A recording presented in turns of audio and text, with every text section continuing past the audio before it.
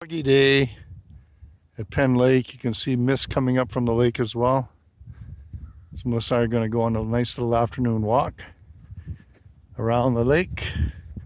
No Jake this time because we want to actually make it around the lake. In less than 3 hours. Yeah, in less than 3 hours. Jake likes to take his time.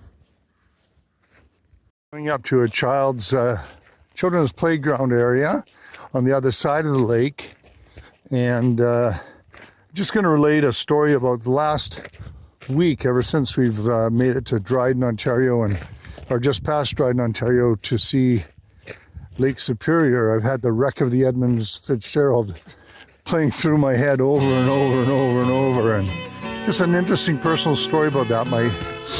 Many of you know my dad was a marine hardware salesman, and he had his own company called Promar Marine. And at one point he was commissioned to get a bell and have all the names of the men who perished on the Edmund Fitzgerald engraved on the bell, and then the bell was placed in the original spot because they had retrieved the original bell from the Edmund Fitzgerald, put in a museum, and then the bell that Dad provided, the ship's bell that Dad provided, was put back onto the Edmund Fitzgerald at the bottom of Lake Superior. That was a pretty cool story. He was pretty proud of that. Last night we had a huge thunderstorm with torrential rain pounding down, woke both of us up, and you can tell how wet this path is from all the rain that was dumped on us last night. It's pretty soggy. Yeah, I think around, what time did we wake up from the rain? About 3 in the morning. And luckily there was no wind, so the awning was out, but it just amplified the sound of the rain pounding down on the awning in the top of Elmer. Anyway, it's still dry enough to be able to walk without too much worry. Now it dried up quickly. It's very pretty woods. Okay, we're just still walking on the path, and we have a little village set up here.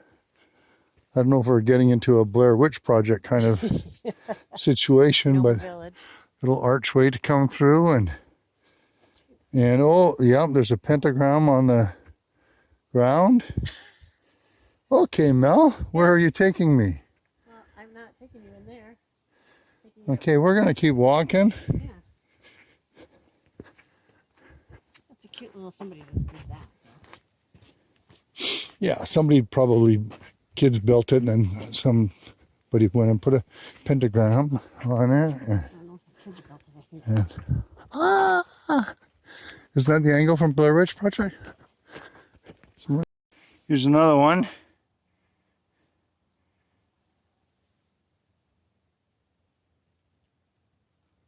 And of course, I did buy a gimbal for the phone to take with us to make videos a little bit more watchable.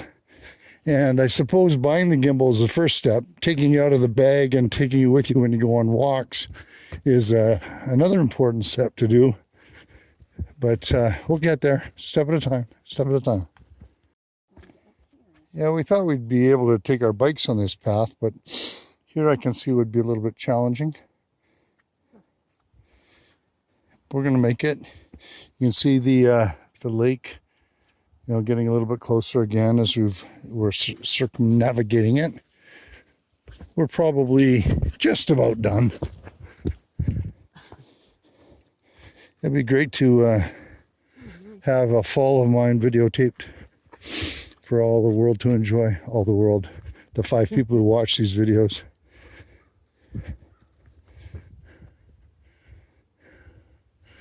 Okay, here's the Penn Lake.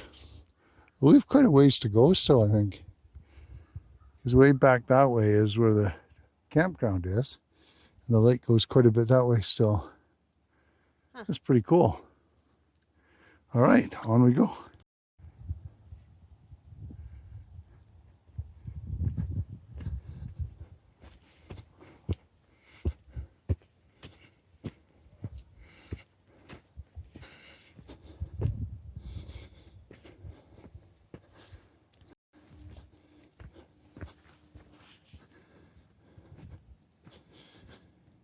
We did take some, or spray some bug spray on us before walking. The mosquitoes have been, well, I'd say 1/50th what they are in Saskatchewan.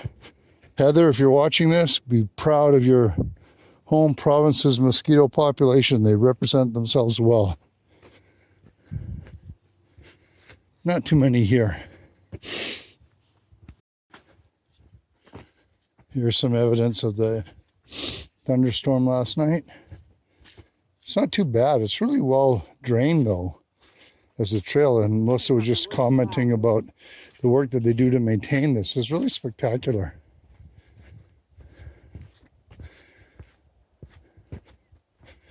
We've probably gone, maybe 1.5 kilometers. That's all. It's not that long, but it sure is pretty. Appreciate the work that people do to build these little scenic viewpoints in the middle of the trail to come out like this. I can still see the mist. The water is very clear. Oh, it's going to be fun to kayak this. We're hoping that the weather will be warm enough tomorrow for us to kayak. Because our kayaks or catamarans are, much of our bodies are exposed to the water. There's no hull that protects us from the water. We just have the pontoons that we sit in between. And so when it's colder like this, we just choose not to take out the kayaks. But we really want to get out there on the lake and paddle around with them.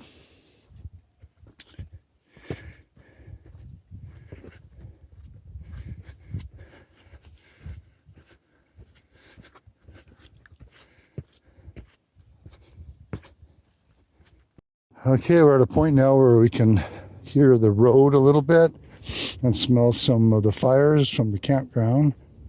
So we're coming up upon the tenting part of the campsite. There we go. Tent trailer there. And really is a lovely campsite. It's city owned. The city of Marathon owns it. And I think there are only like 19 or 20 sites for RVs and about the same number of sites for tenters or tent trailers, and that's the section that we're in right now.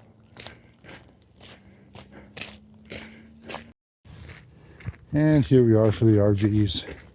All the sites are full hookup, and that's always a nice convenience. The last one we just had electricity, and we had to bring in our own water, and then of course use the dump site at the end. But we have some pull-throughs on the left, and then on the right here, number 17 is us. Gonna turn the corner and Elmer will be there waiting for us. That's about how long does this walk take now? There's the beast. 40 minutes maybe? It's about a 40-minute walk, but it's just delightful. And we'll have to let Melissa's Fitbit catch up to, here's the campsite, our cooking station outdoors. We have all this underneath the canopy because of the rain last night. There's all the beverages are in there. And have our bikes in the back. We were able to get in a ride around town yesterday before the rains came, and that was really good. And Jake, and here he comes.